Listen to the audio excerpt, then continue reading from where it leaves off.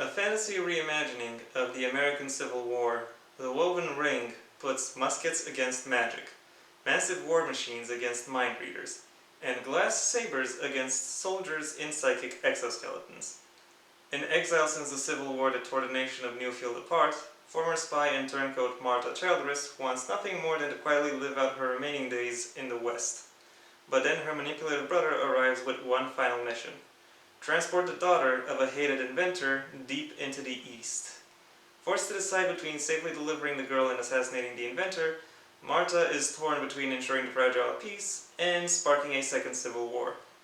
Aided by an untrustworthy Dobra and his mysterious mute companion, Marta soon discovers that dark forces, human and perhaps the devil herself, seek to end her quest into the East.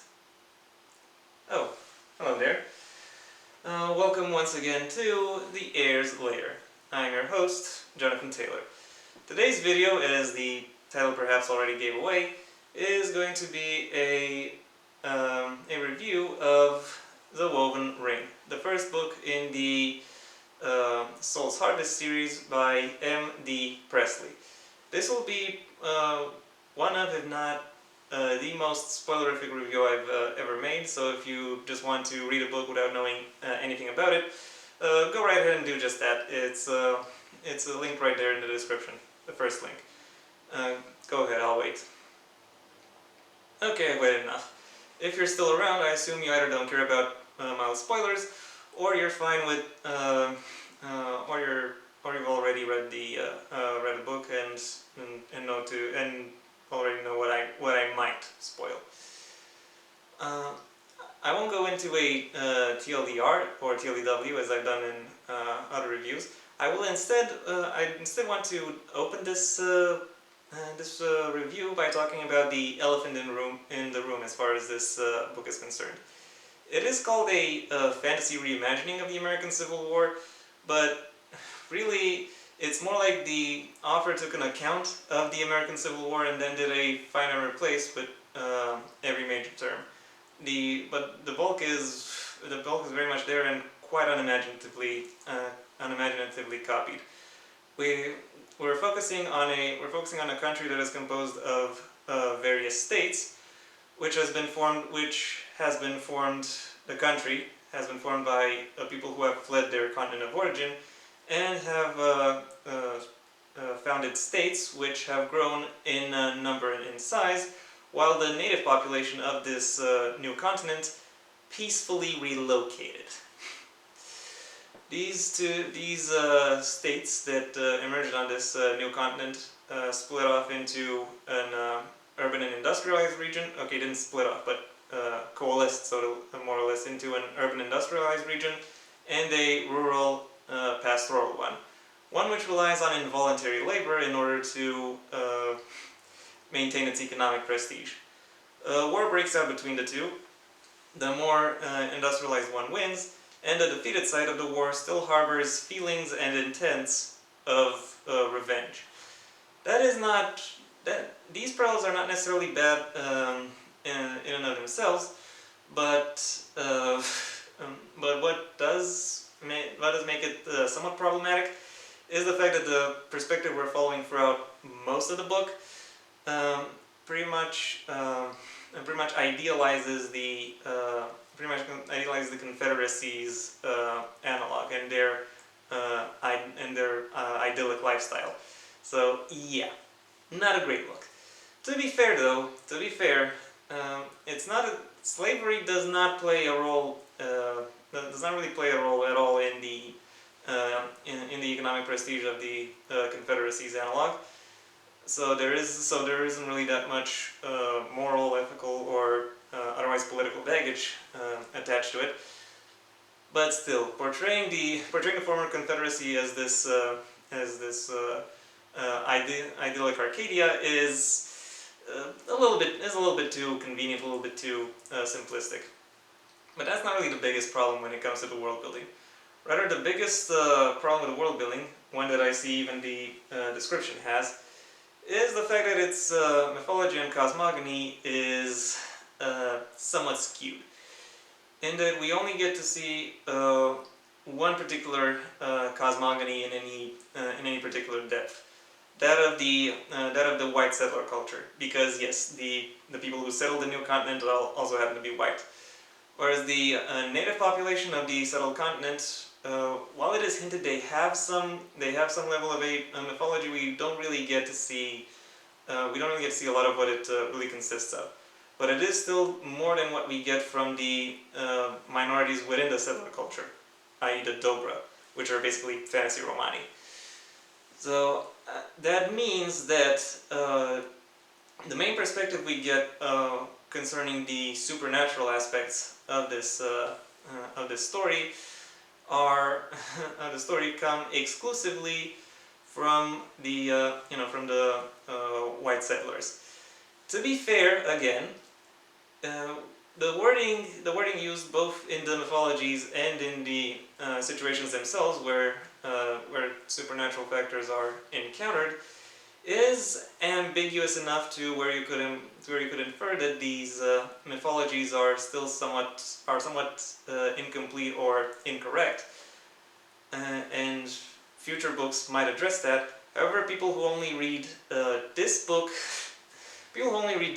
would still be are still left with the impression that the white people, because I don't know if I've mentioned this before, but the settler culture is made up of white people, have it all figured out, and everyone else is still just kind of struggling. I'm fine with everyone else still just kind of struggling, but I need to know what is the reason they are still struggling when the white people already have it figured out. If you don't give me a reason, at best you are just a sloppy storyteller. At worst, you are actively fueling some of the most destructive narratives in humanity's history.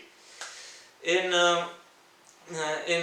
summary, so to speak, even though the world building is compelling and quite intricate, it still relies on some archaic and outdated observations and the conventions and conclusions, and ends up being presented without much nuance.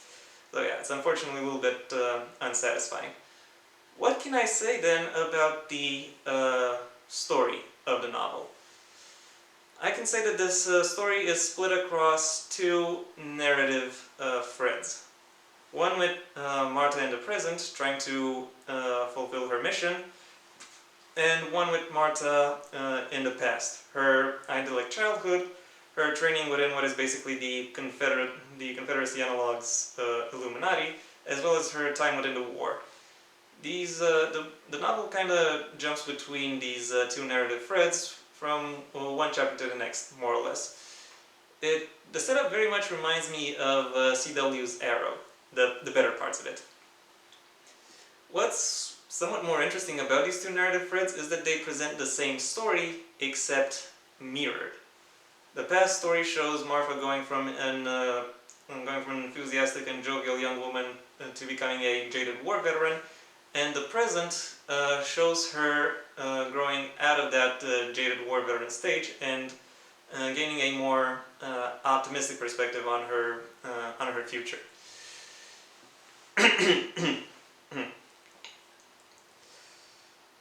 Of these two narrative threads, I have to say the past one, while it contains the most problematic and melodramatic aspects of the book, also happens to be the better of the two.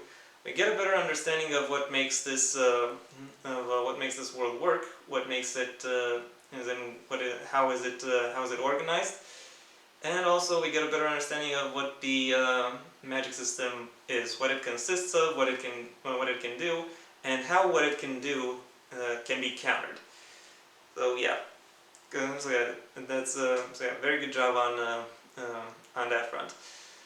The present story is basically a straight-up western. You have a damaged hero with a dark past who is called up to complete a mission.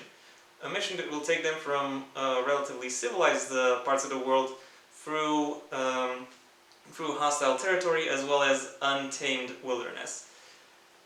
Within the story, the characters also encounter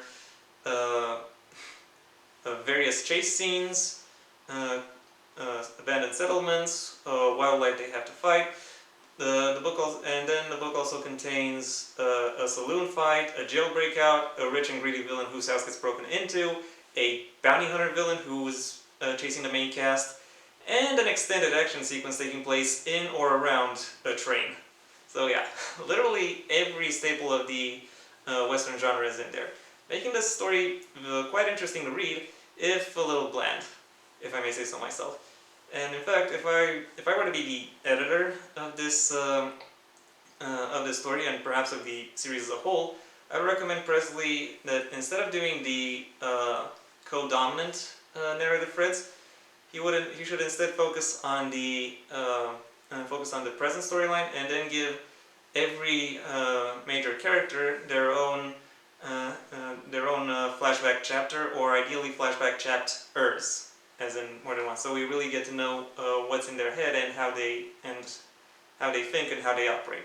I think that would have really fleshed out the world in a way that would have really allowed him to utilize the full potential of his world. But then again, that's what I would have done, and obviously not what Presley did. So that's what I'm judging, what Presley did. And given I've already mentioned this somewhat so far, the characterization for the most part is quite well done. Marta is obviously the standout as far as that is concerned, because we get to follow not just who she is in the present, but we also know who she is at various points throughout her life, as well as how she went from one point of life to the next one, and then to the next one. So yeah, she's a very interesting, very well developed character. The others are, for the most part, also quite well done, especially if they have more than one chapter. All of the chapters where they show up do give them plenty of opportunities to showcase what they can do, what they think. So, and therefore, and which means that, as I said, every character who shows up in more than one chapter is well developed, or almost everyone. That being said, some of these developments don't exactly make sense. Like, for example, what the rich villain decides to reveal about themselves towards the end of their role in the story is somewhat weird. Don't know where that came from. And then, as I said before, there are some characters who don't get any level of definition, even though they show up in multiple chapters. And regrettably, pretty much all of the characters who don't get any definition, despite showing up in multiple chapters, are female. Yeah, not a great look. To be fair though, again, one could argue that the presence of these characters is meant to give representation for the mentally ill and the disabled. However, from a functional standpoint, these characters are still either damsels in distress or silent helpers of the characters who actually end up being more interesting and more well developed. So again, it's not a great look. It's not really utilizing everything that this story has the potential to do, regrettably. Overall, while I recognize that this story has some amazing potential, said potential is also unfortunately squandered by the aspects that make it interesting, being treated in very superficial ways that leave a lot to be desired. My final rating for The Woven Ring is a 3 out of 5. And yeah, that was my review. Thank you for your attention. If you enjoyed it, then please leave a like, maybe even share it wherever you think other people will like it as well. If you have anything you'd like to add to what it is I said in this video, the comment section awaits your input. And if you want to see when my next video gets released, well then, please subscribe. And ideally also ring the bell or do whatever else YouTube will ask of you in order to keep you notified. My own book, Heir to the Empire the Next Generation, is available at most major book retailers under a master link in the description down below, right past my social media, which I also suggest you check out if you feel inclined to do so. Until next time, I am Jonathan Taylor, and this has been the Heir's Lair.